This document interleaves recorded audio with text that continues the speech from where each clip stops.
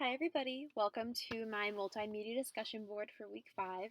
This week, I'm pretty much going to be going over the culture in California, how it impacts the innovative atmosphere that we have, and a couple different companies that actually got their start in California.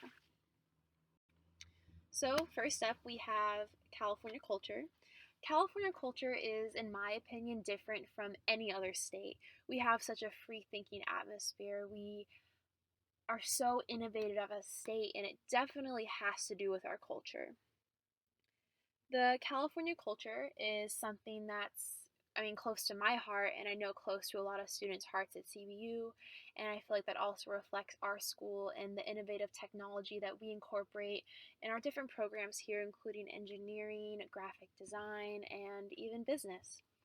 An example of California culture making all the difference would be Chop Shop, which is a marketing, technology, public relations firm, and I actually toured it yesterday. So when I walked in, I was expecting cubicles, I was expecting no color, just white walls, pantsuits, etc.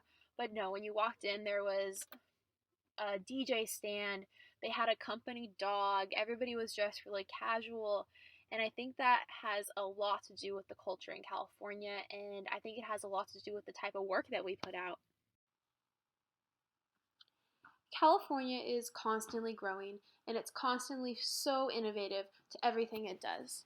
We have such a huge state, and it's overpopulated as it is. And so, one of the big things in the past has been Uber and Lyft and other companies like that that kind of help you get to work without having to drive your car. But that does not solve the traffic problem in LA. I'm in LA probably every other weekend, sometimes during the week, and that was a huge problem I always noticed. And then all of a sudden, especially in Westwood around UCLA, I saw these people riding these motorized scooters everywhere. And it wasn't just their scooter, these scooters were everywhere. They were parked in random spots, people were driving them to class, people were even on Melrose Avenue driving them to work, and I had no idea why. And so I did some research, and pretty much this company placed motorized scooters around Los Angeles to help students and workers get from work to lunch, from class to home, etc. So it's almost like an Uber in a sense, but with a motorized scooter. And I think this is so innovative and shows one of the biggest aspects of California and how innovative it is, because you can't solve the traffic problem here. There's not enough room to open the freeway up. There's just so many complications. So people are learning in California how to work around it. And I think that's one of the biggest aspects of California and how we are innovative as a state.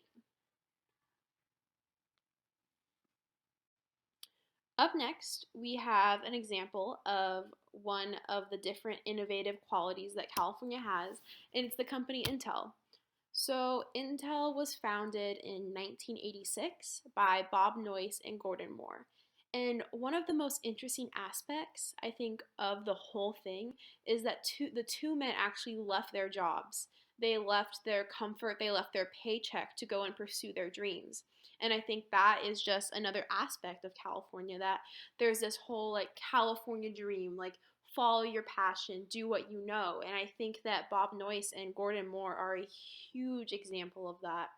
And they were actually able to release a microprocessor, and eventually they were able to release another one called the Altair, and it's the world's first computer. And the language software was actually written by someone super familiar, and that's Bill Gates. And I think overall, when you look at Intel, it just shows like, hey, this is the California dream, and we got here, and now we're successful. And I think that is what drives a lot of California to be as big and as successful as it already is. Another innovation that obviously is a huge part in society is the iPhone. I even have my iPhone sitting next to me right now, and I'm sure your iPhone is sitting next to you.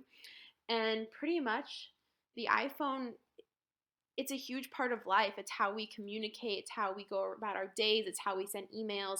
Yes, there's other phone companies, and there's other types of phone. There's Blackberries, there are Androids, but the majority of people do have iPhones. The iPhone was released on January 9th, 2007 by Steve Jobs, and it can be considered one of the world's most iconic devices. And I think that's saying a lot, again, about California and how innovative we are, that he saw a gap in the market and he decided to fill it.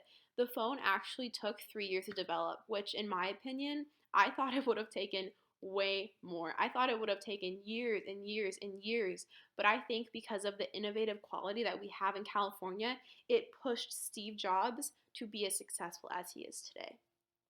I hope you guys all enjoyed my PowerPoint, and I hope you guys learned a plethora of information about Intel, the iPhone, and just about California culture in general. Thank you.